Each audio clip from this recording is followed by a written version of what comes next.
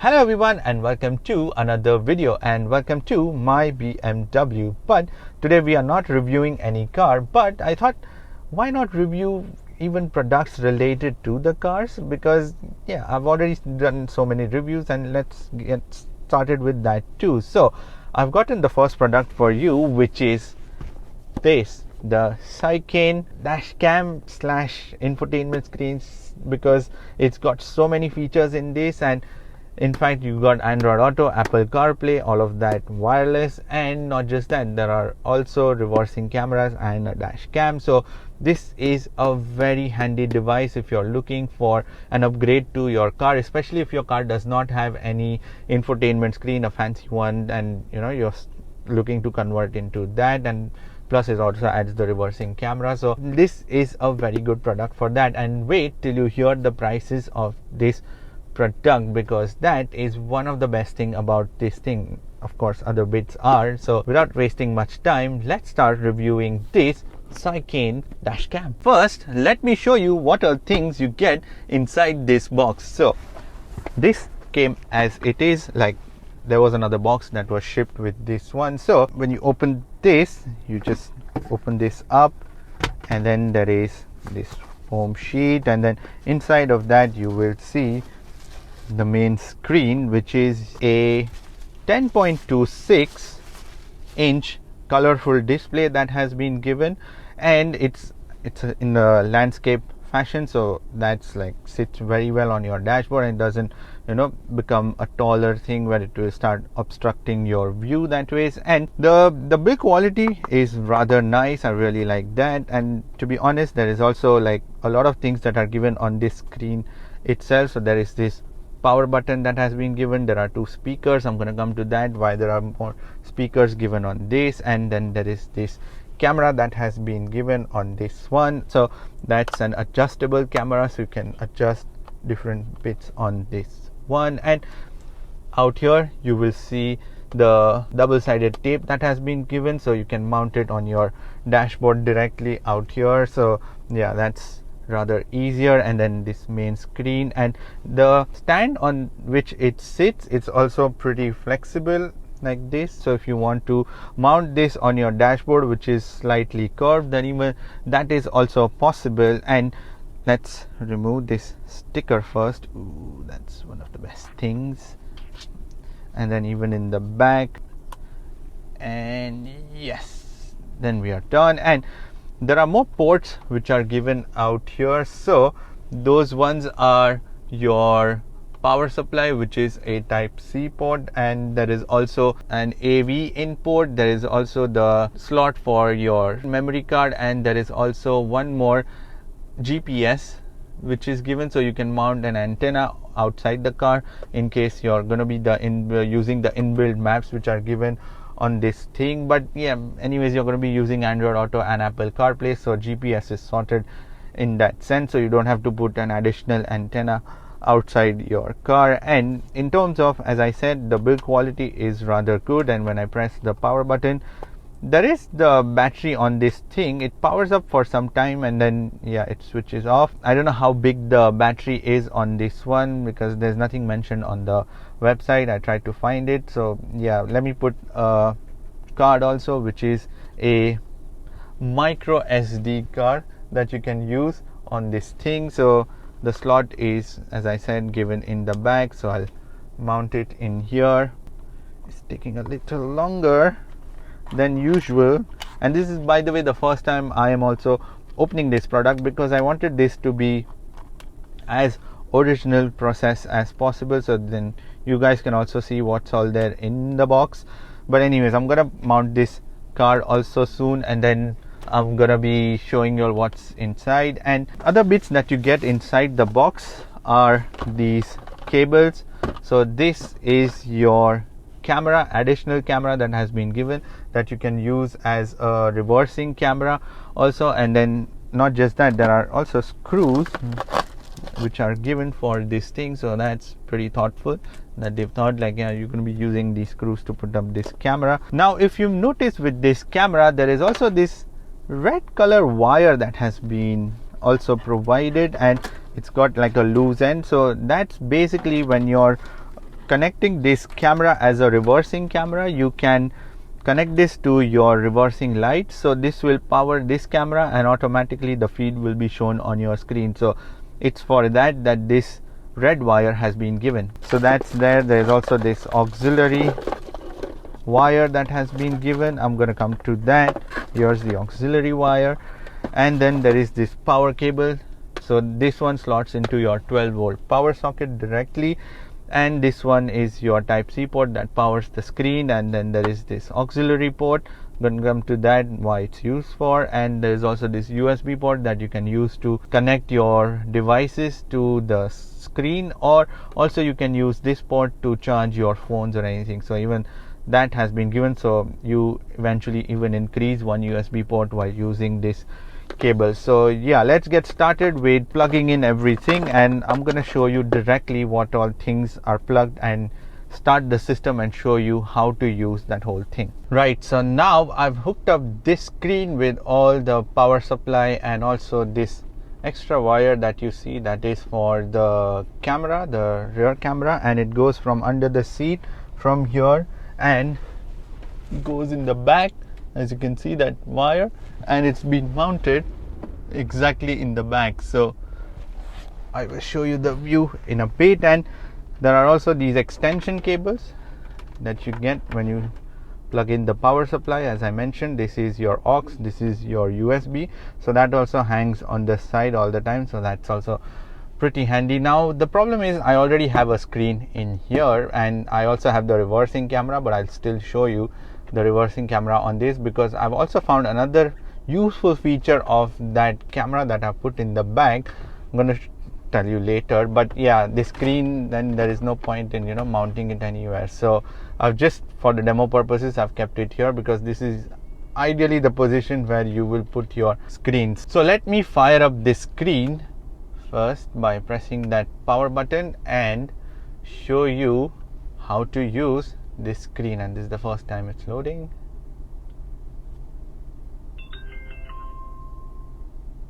So this is your main screen with all the icons and the widgets that are given out here, and it's a colorful display, and the icons that you see are pretty much it because you don't have too many options to go through, and yeah, there's no swiping or anything, just the options which are straightforward given out here. So let me begin with the first option, which is the main one, which is this recorder option. And because the screen in front is covering the camera, so let me raise this a little bit and then show you.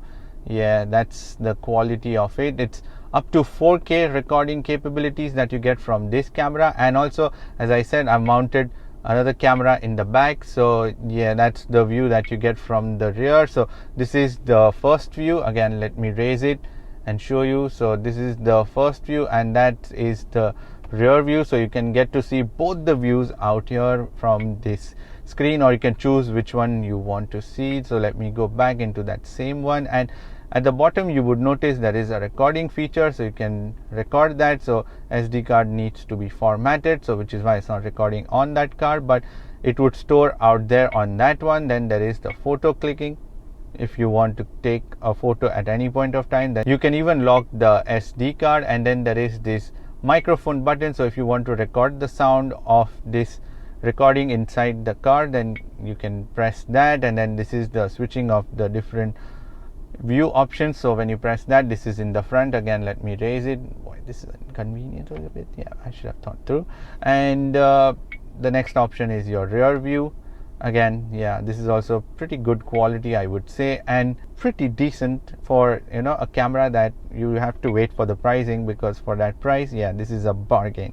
Then you come to your home, and then all your other bits start, which is your mobile internet. So when you open the device Wi-Fi, the first connection that you make, and then you can use the Wi-Fi from the phone that is connected onto this thing, and you go back, and then there is the screencast, which is your screen mirroring option that you can use on this thing. The equipment name is given at the bottom, so you can just screencast the whole thing out here. And then your media option, and then your clock that is given, you can change all of that by going inside. In fact, let me connect this phone with this screen. So it's pretty easy. So let me go inside and go to the settings, and I go to connections, and then I go to Bluetooth. Currently it's my phone which is connected to this car, but not to worry, because at the bottom you can see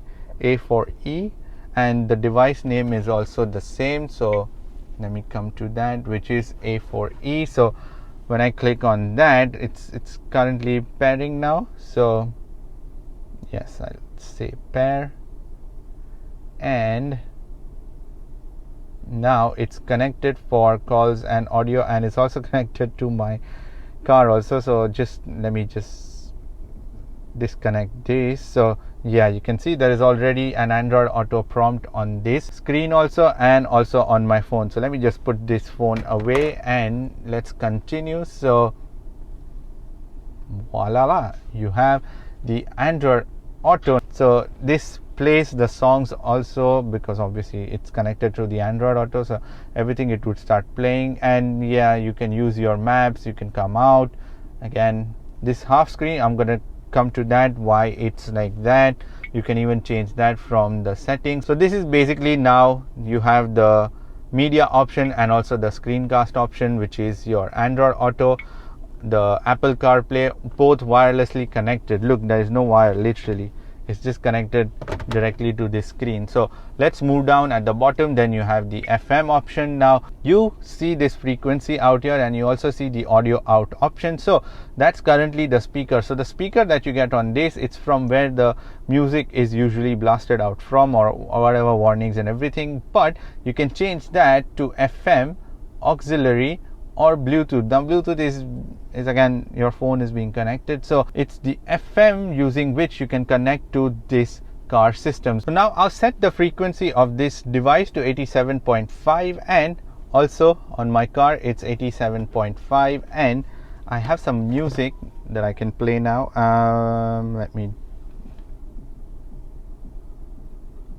It's a free music, so yeah, not an issue. And so now what it's doing is, my phone is sending the music to this device, and then through DFM it's sending it to my car. So that's one way of using the music through the car speakers. So let me switch this off. Yeah, so another way is that there's also an aux option. So if you remember, there was an auxiliary cable, so that cable you can connect to this one. And if your car has an auxiliary cable, then you can connect somewhere, but my car does not have an aux cable, so I cannot connect anyways that way. There's also the Bluetooth option. So what that Bluetooth does is, and this is actually pretty cool, so let me show you on my phone again. I go into the settings, and if you remember, I had connected my Bluetooth, because once there is an Android connection made, it only uses Wi-Fi, this phone, to connect to this system. So your Bluetooth connection is free. So now I have the Bluetooth connected to my car. So when I play the music, let me put some, yeah, now it's actually playing from my car's Bluetooth system. So